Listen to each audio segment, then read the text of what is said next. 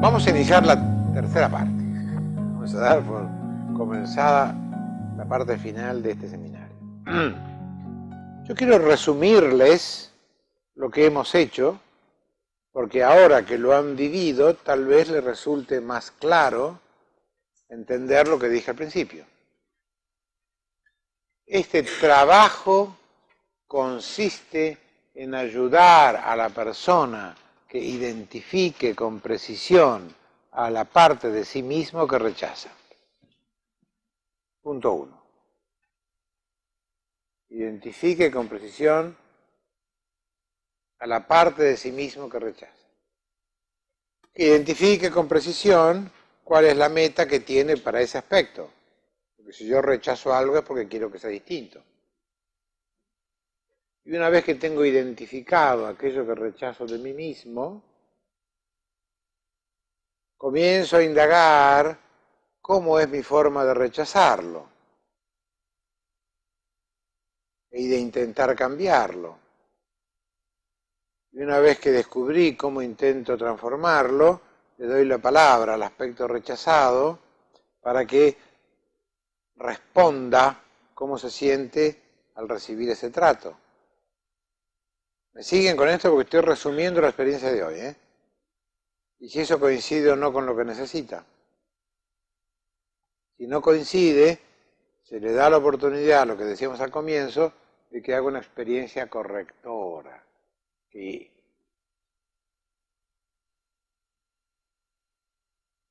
muchas veces el trato que el rechazador le da, como dije al principio, a la parte rechazada, no coincide con lo que esa parte necesita. Y cuando se la consulta sobre lo que necesita, transmite algo distinto de lo que había recibido hasta ahora. Toda esta vivencia y todo el trabajo clínico que propone la autoasistencia es centrarse sobre este foco para acceder a matrices de interacción muy profundas.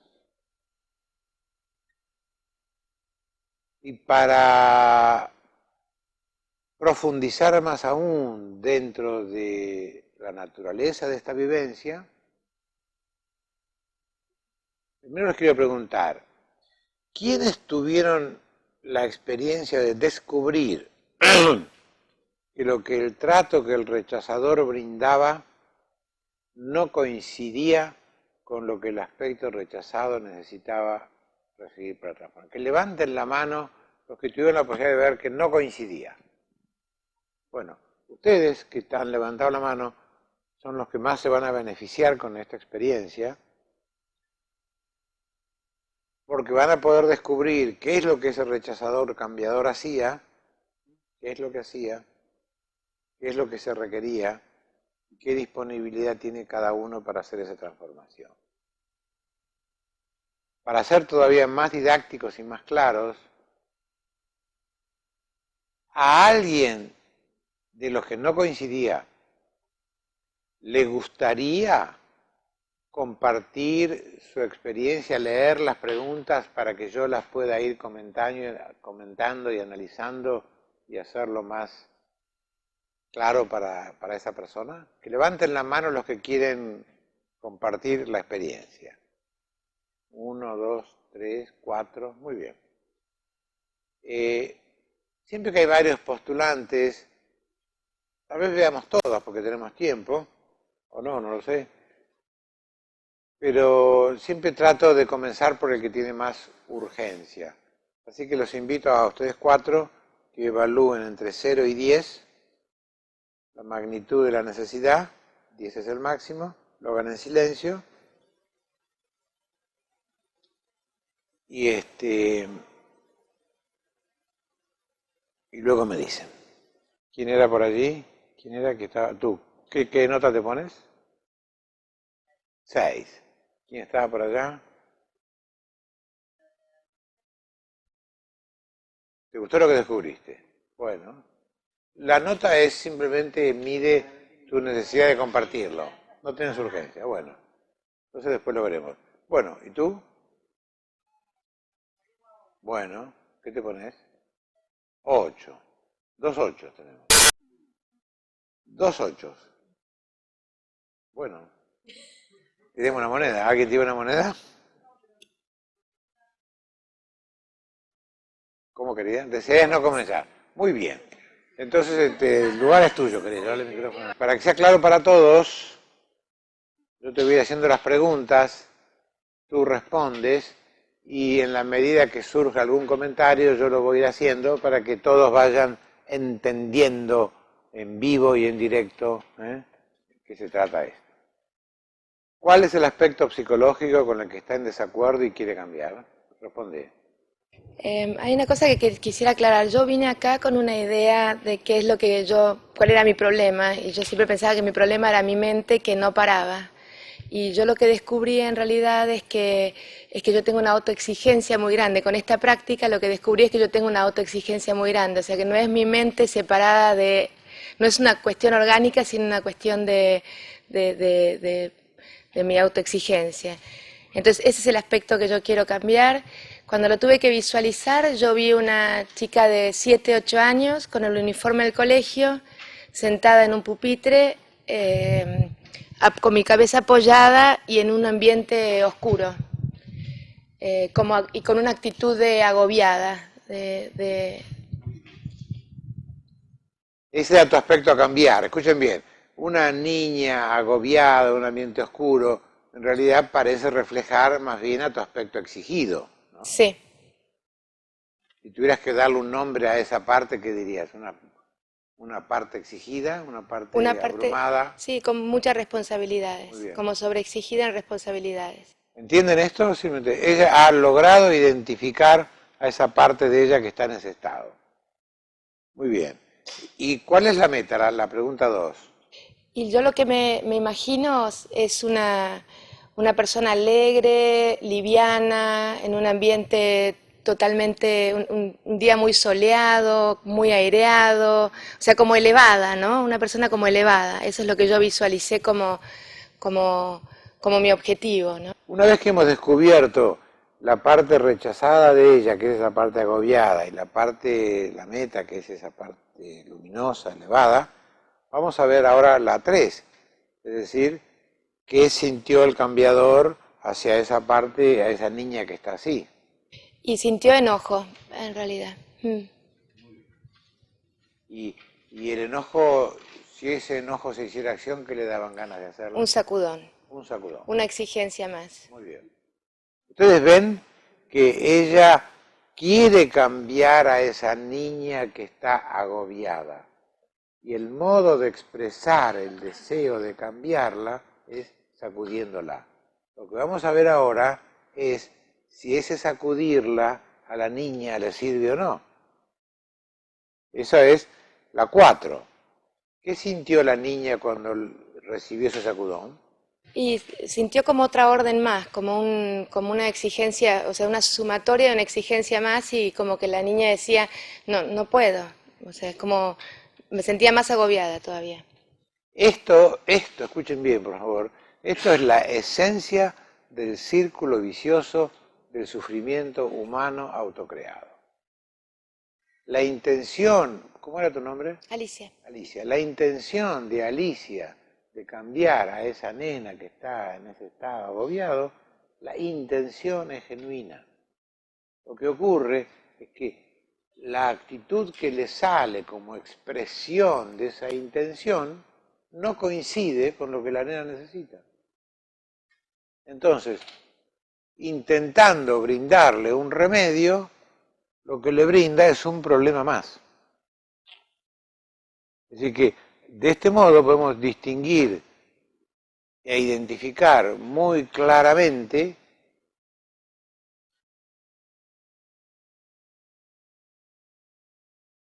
un componente del problema de Alicia, que es la sensación de no poder resolver esa sensación de agobio, de sentir ese agobio de un modo crónico, porque lo que está utilizando para transformar ese agobio no transforma ese agobio.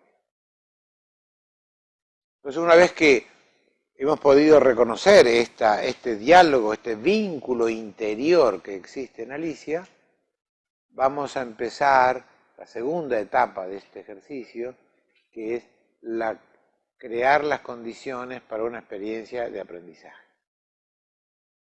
Y la experiencia de aprendizaje comienza en la pregunta 5, cuando se le pregunta, bueno, dado de que el empujón te agobia más, ¿qué es lo que necesitarías recibir en cambio para sentirte ayudada?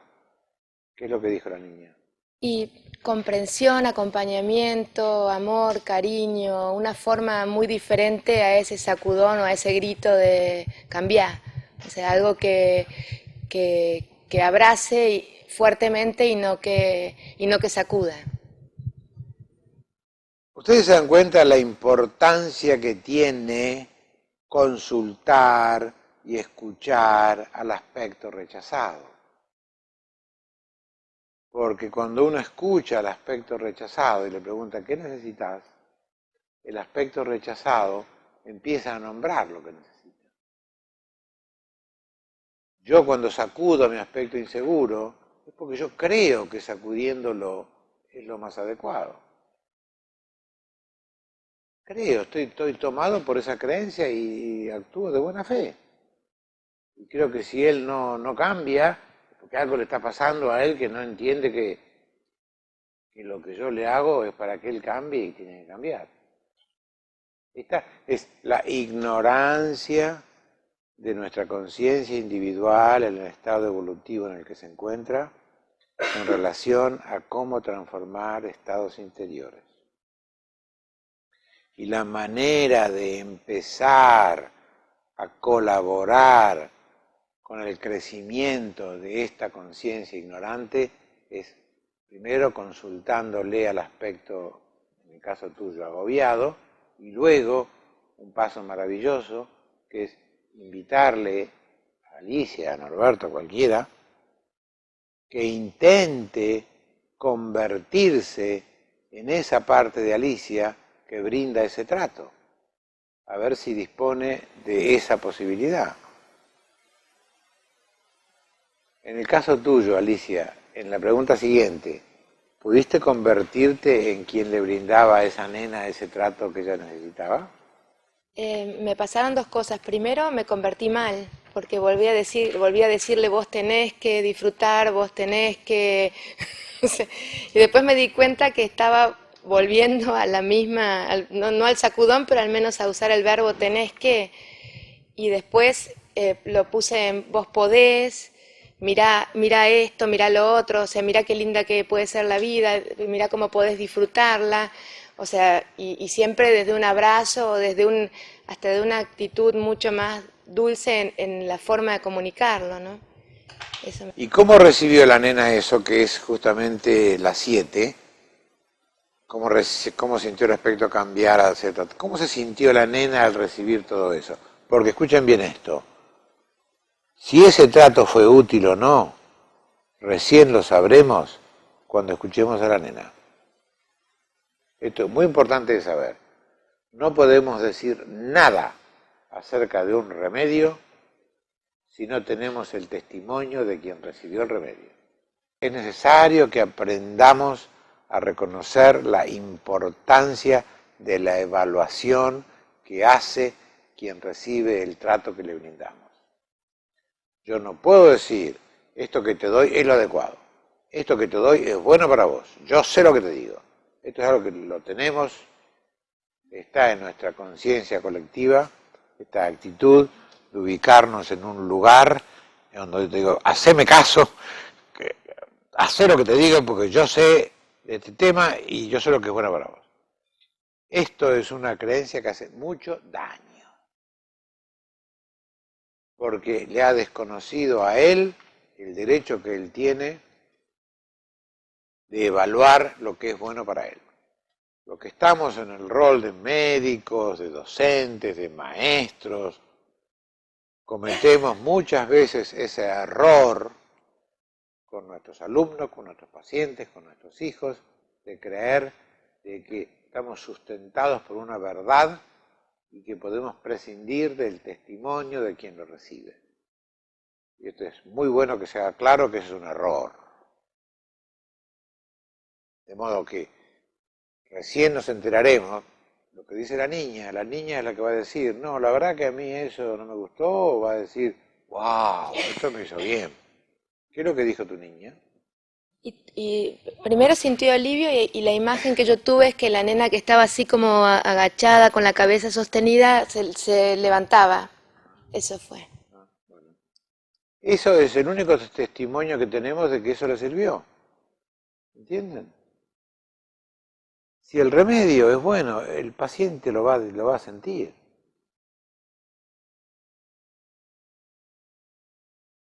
Y es bueno que incorporemos esa variable que nos olvidamos muchas veces, en nombre de un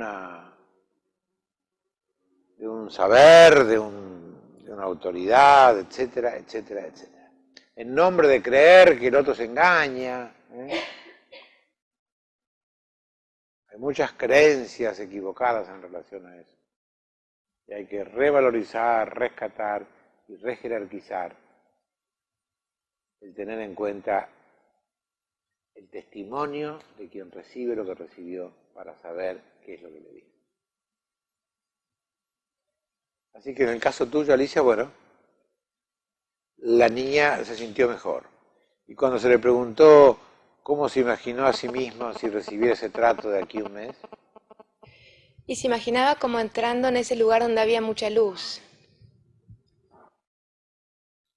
ustedes se dan cuenta de que Alicia, escuchen esto, aprendió en este pequeño ejercicio, en este pequeño momento de este gran ejercicio en realidad, aprendió a tomar contacto con una actitud que verdaderamente transforma a lo que quiere rechazar de ella misma. ¿Ustedes entienden esto? Esto es autoasistirse. Esto es ser el mejor terapeuta de uno mismo. Esto es sentir que hay una parte insegura en mí y que yo puedo descubrir lo que esa parte de mí insegura necesita recibir para transformarse. No hay nada más valioso para un ser humano en este planeta que aprender esa capacidad. Y esa capacidad requiere aprender a consultar a la parte rechazada. ¿Cómo recibís esto, Alicia, hasta acá? De lo que estoy diciendo, ¿cómo te llega? Me resulta, porque para colmo yo no sé nada de Gestalt, no hice nunca nada de este tipo de actividades, o sea que para mí fue muy rica la posibilidad de ver esto, porque yo venía buscando una salida a mi cabeza, a esta parte del cerebro, que hasta veo la forma y todo, y encontré que el tema pasaba por otro lado. Ahora, mi principal duda también es cómo hago para tener el relajamiento o la apertura suficiente como para poder sostenerlo, porque justamente yo soy todo lo contrario, ¿no? O sea, yo tengo toda esta dureza y esta autoexigencia que me limita, pero bueno, al menos ya. Por empezar, ya sabés que no es la cabeza, sino que es simplemente un modo ignorante que tenés vos, como tenemos el 80% de las personas, de intentar transformar algo a través del tenés que. Creemos que con el tenés que es suficiente. Entonces, lo que hay en vos es una actitud, estás poniendo en juego una actitud precaria, inadecuada, para transformar lo que querés transformar. Eso a veces uno lo hace con uno mismo y a veces uno lo hace con los demás. Mi hijo tiene malas notas, yo le digo, tenés que sacar mejores notas, así que el próximo trimestre espero que traigas un mejor boletín. Y yo creo que eso es suficiente. Creo que con decirle eso ya le dije lo que tengo que decirle. O digo, tenés que estar de mejor humor, tenés que estar contenta. Y yo creo que con eso es suficiente. Los seres humanos todavía somos muy ignorantes en relación a cómo transformar un estado de ánimo. No sabemos, somos muy primitivos, muy primitivos. Y que vos descubras que tu tema es una actitud, que está en la cabeza, está en el corazón, está en todos lados, es una actitud. Y esa actitud se caracteriza, escucha bien esto, porque no consulta a quien la va a recibir acerca de qué necesita y se instala en el tenés que. La posibilidad que existe hoy de tener la experiencia de que consultando a esa nena da una información y permite que se active en vos otra actitud nueva que responde a lo que la nena necesita, esa memoria ya introduce un cambio en tu sistema psicológico. Tal vez tengas que repetir esta experiencia muchas veces, guiada por alguien, o sola, o con el CD, o como sea, para consolidar esa memoria. Pero una vez que esa memoria se instala, cada vez que vuelvas al tenés que, te vas a dar cuenta que es una inercia de una actitud antigua y precaria.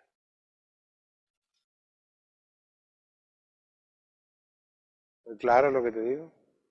Entonces vamos a ver qué sintió la 9, qué sintió el cambiador, el exigidor, cuando vio esa relación entre la nena y este otro.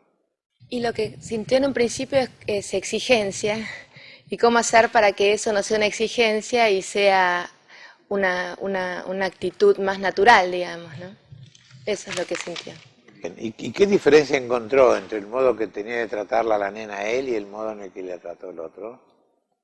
Sí, no, digamos, esta cuestión de ver de encarar las cosas de una manera diferente, con una actitud mucho más relajada, mucho más pacífica, mucho más constructiva, y no desde una orden dada con el dedo así, ¿no? Esto es un gran descubrimiento tú que hiciste, Alicia, y es que la orden, escucha bien esto, por más bien intencionada que esté, no es el instrumento que transforma genuinamente al otro. El otro puede obedecer la orden y puede actuar de acuerdo a lo que le ordenan, pero no hay una transformación, de modo que eso es una actuación fugaz. ¿Se entiende esto? Este es el problema en general del autoritarismo. Yo puedo darle órdenes a mis hijos y a todos que están a mi alrededor, que se porten bien, que hagan esto, y si me tienen miedo lo van a hacer, pero no por una transformación interior. Sí,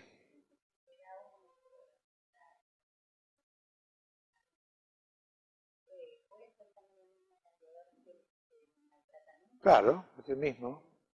Lo que uno hace hacia afuera, lo hace hacia adentro. Tal como yo la trato a ella, yo me trato a mí mismo. No hay ninguna persona, aunque no lo parezca, no hay ninguna persona en el mundo que pueda tratarse a sí mismo de un modo sostenido mejor que lo que trata a los demás. Que lo que trata a los demás. Muchas veces uno dice, la persona se da todo lo mejor para sí mismo y a los otros no. Eso es aparente. Hay zonas de sí mismo que están recibiendo el mismo trato, el mismo maltrato que está brindando a los otros y él no lo sabe. No lo sabe.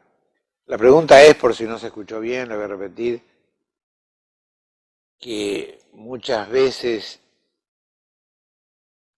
ese trato equivalente a las personas del mundo externo, al maltrato que yo me doy, se da sobre aquellas personas que más quiero. Y a veces no se da sobre aquellas personas que recién conozco. Pero te quiero agregarte que aún a esa persona que recién conozco, si tengo que hacer un viaje de 2 meses con él, de convivir con él, voy a terminar tratándolo como me trato. Yo durante 5 minutos te puedo tratar a vos mejor de lo que yo me trato a mí, pero en un trato continuo no. Voy a reproducir esa pauta. Si soy democrático conmigo y respetuoso y cuidadoso, lo seré con vos. Y si soy dominante y impulsivo, y quiero ser obedecido y quiero ser, qué sé yo, también voy a terminar haciéndolo. Así que el mundo externo y el mundo interno son dos espacios en donde rigen las mismas pautas. Algunos son más visibles que otros.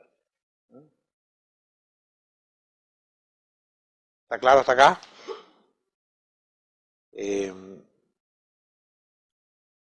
Bueno, la verdad que la 12, ¿qué reflexiones produjo el testigo?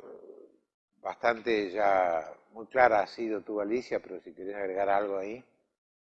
No, este tema de la mente, o sea que no es la mente sino el agobio y la autoexigencia. Escucha, querida, escucha bien esto. No, te lo voy a decir con precisión. No es la mente en abstracto. Es una forma inmadura de la mente que se manifiesta a través de la exigencia. La mente tiene de todo. Tiene lo mejor, como decía un maestro mío, lo mejor y lo peor que tenemos. La mente inmadura produce actitudes inadecuadas. La mente, cuando va creciendo, produce actitudes más adecuadas. De modo que no es la mente en general, no es para que te cortes la cabeza, no es cortándote la cabeza que vas a resolver el problema. Encuentro cosas buenas en mi mente, sí, muchas. Que encuentro muchas cosas buenas en mi mente. Claro, claro, por supuesto.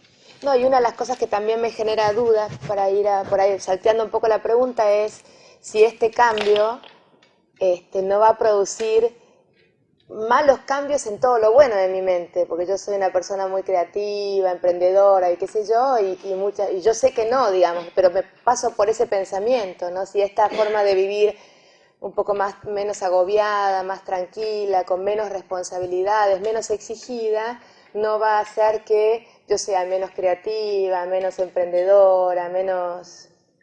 Está muy bien eso, ¿eh? Esto está muy bien. El 80% de las personas piensa así. Es decir, es esta idea de que si yo quiero que mi obrero rinda, tengo que tenerlo con rienda corta, porque si lo suelto, todo lo que va a hacer es un vago y un borracho. Bueno, muy bien. Bueno, tu papá es uno de los que forman el 80% de la población mundial que piensa así. Piensa así. Pensamos así. Creemos que el obrero, por decirlo, el realizador, ya sea el obrero, ya sea el alumno, ya sea el cuerpo, el realizador, creemos que por naturaleza es vago y perezoso. Y solo funciona si lo tenemos con un revólver en el pecho presionándolo para que rinda. Esta es una extraordinaria confusión que hace mucho daño a todos. Cuando el obrero está funcionando en condiciones propicias, tiende a la misma excelencia que el jefe que lo está dirigiendo. Con la ventaja de que es que tiende a una excelencia por expresión natural de su estado, sin presión, sin obligación, sin resistencia. De modo que muy por el contrario, la creatividad aumenta y la producción aumenta. Mucha gente dice eso. Otra faceta tomo ahora de lo que dije antes. El artista tiene que ser torturado porque gracias a que fue torturado fue creador. Esto es otra distorsión. El artista que fue creador siendo torturado, porque era tan genial que aún a pesar de siendo torturado fue creador. Pero ese artista, si hubiera estado en armonía, hubiera dado un espacio mucho más propicio a su talento.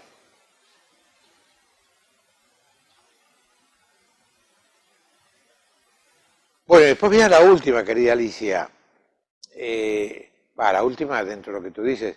¿Hay una relación interpersonal que vos reconozcas similar a la que había entre el sacudidor y el sacudido?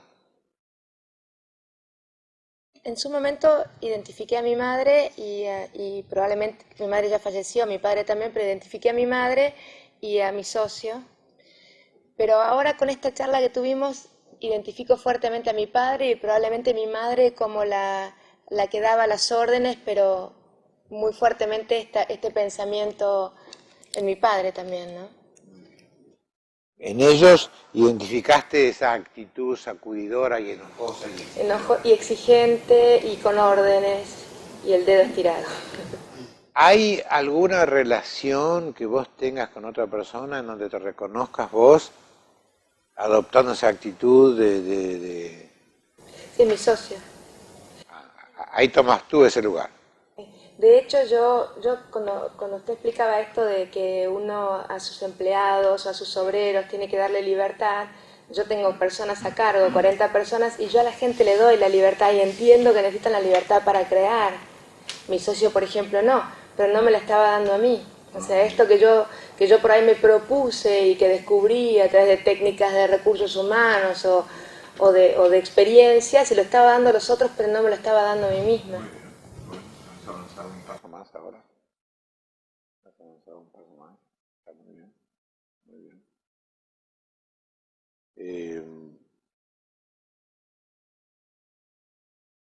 ¿Hay algún comentario final, Alicia, que quieras hacer de esto que hemos compartido? ¿Alguna reflexión final? ¿Alguna pregunta que te quede? ¿Algo? ¿Alguna cosa? ¿Está claro para ti? Muy bien. Muy bien. ¿Alguien del resto de los participantes tiene algún comentario que quiera hacer en relación a lo que hablamos con Alicia acerca de su experiencia? ¿Quiera preguntar? ¿Que quiera